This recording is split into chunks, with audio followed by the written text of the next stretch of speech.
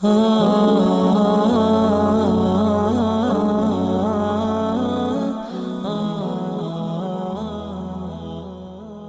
তাদেরকে বলা হয় তোমরা পৃথিবীতে ফাসাদ সৃষ্টি করো না, তারা বলে আমরা তো শান্তি প্রতিষ্ঠাকারী। মনে রেখো, এরাই ফাসাদকারী, কিন্তু তা তারা উপলব্ধি করে না। যখন তাদেরকে বলা হয় তোমরাও সেই রকম ঈমান আনো যেমন অন্য লোকেরা ঈমান এনেছে, তখন তারা বলে আমরাও কি সেই রকম ঈমান আনবো যে রকম ঈমান এনেছে নির্বোধ লোকেরা। জেনে রেখো, এরাই নির্বোধ, কিন্তু তারা তা জানে না।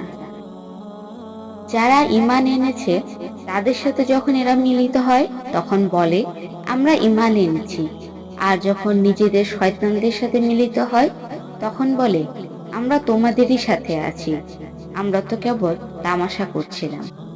আল্লাহ তাদের সাথে তামাশা করেন এবং তাদেরকে ঢিল দেন যাতে তারা তাদের অবাধ্যতায় ঘুরপাক খেতে থাকে।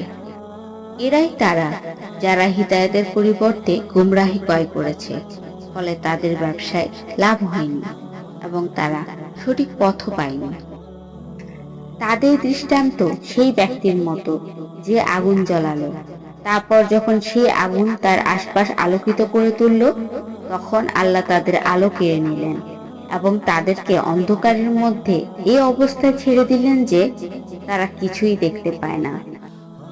তারা বধির, বোবা ও অন্ধ, সুতরাং তারা ফিরে আসবে না।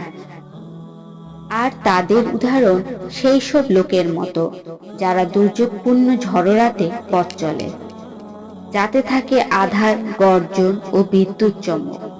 মৃত্যুর ভয়ে গর্জনের সময় কানে আঙ্গুল দিয়ে রক্ষা পেতে যায়, অথচ সমস্ত কাফেরই আল্লাহ কর্তৃক পরিবেষ্টিত। মনে হয় যেন বিজলি তাদের দৃষ্টিশক্তি কেড়ে নিবে।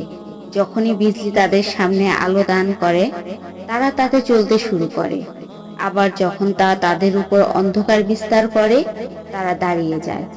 যদি আল্লাহ ইচ্ছা করতেন তাদের শ্রবণ শক্তি ও দৃষ্টিশক্তিও কেড়ে নিতেন।